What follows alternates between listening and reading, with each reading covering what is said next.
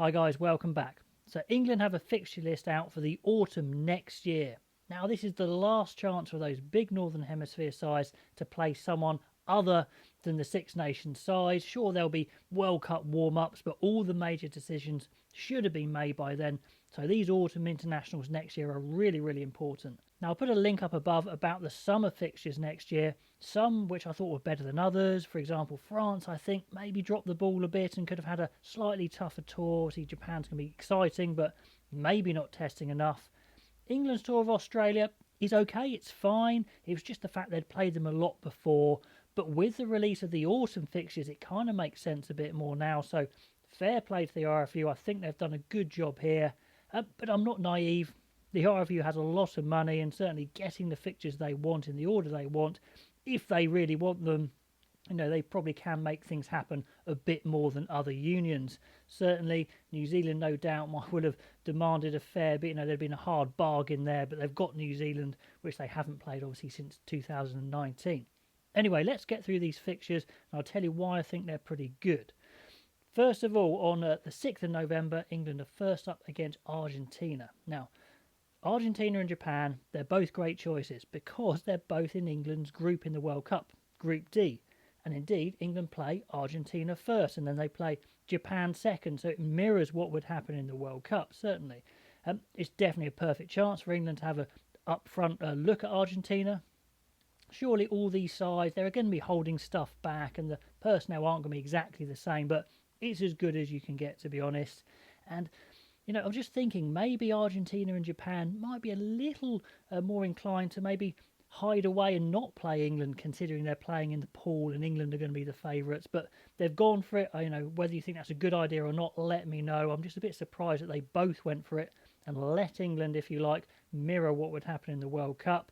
And we never know what's going to happen in the games in the World Cup, but certainly England playing the two sides they're going to play in the order they're going to play them looks pretty perfect to me. Anyway, Argentina are going to be big, they're going to be physical, they have that competitive kicking game, good quality individuals, and England get to test themselves against them, and also, they get to kind of not warm up against them, but they're a side similar in some ways to South Africa, but South Africa are that step up, so it seems, a good way of playing Argentina, then South Africa later in the fixture list.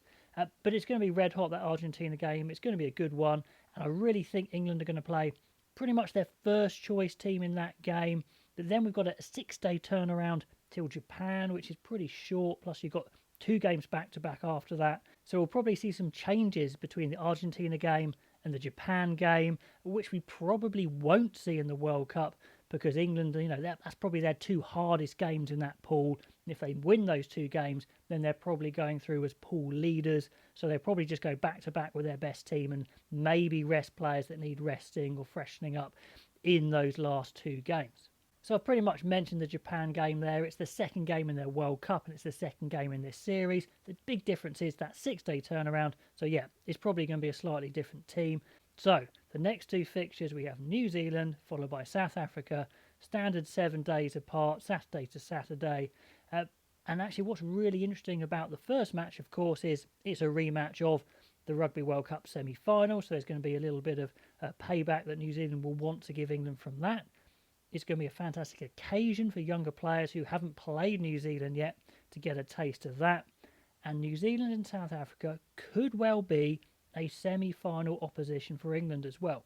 When you look at the draw, if South Africa, let's say, win their pool, now I know Ireland and Scotland will definitely have something to say about that, but South Africa could certainly win their pool.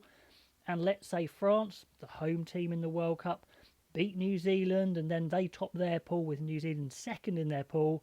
It then makes a quarter-final with New Zealand and South Africa, so one of those may well go to face England, who I expect to top their pool themselves in maybe a semi-final. Now, we don't know exactly how it's going to go, but if you're going to make a guess, which, of course, Eddie Jones and the RFU will try and do, they will certainly think that is a possible scenario that's, worth preparing for. So, again, I don't think New Zealand and South Africa are just random choices because they're good teams.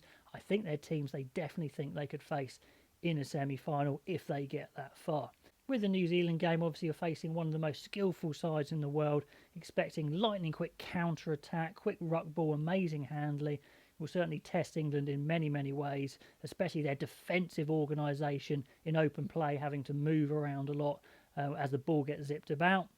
Against South Africa, well, we know what South Africa can bring. Obviously, England picked that win this year against South Africa, but South Africa were pretty dominant for a lot of that game, so they'll want to avenge that last-minute win for sure. It's going to be a brute of a game, and obviously expose England to that pure physicality and the pressure and the scrum, the line-out, the maul defence. That's going to be super useful. Now, are England going to be good enough in the World Cup to beat sides like this? Well, that's, a subject for another video, but certainly if you were to design a fixture list preparing for a World Cup in a year's time against sides that you're only really going to play now or never, this is probably the list you would decide. So let me know if you think it's as good as I think it is, or if there's some weaknesses in it, or if there's certain bits you agree with on my point. So anyway, guys, love to hear your thoughts as always, and I'll catch you next time.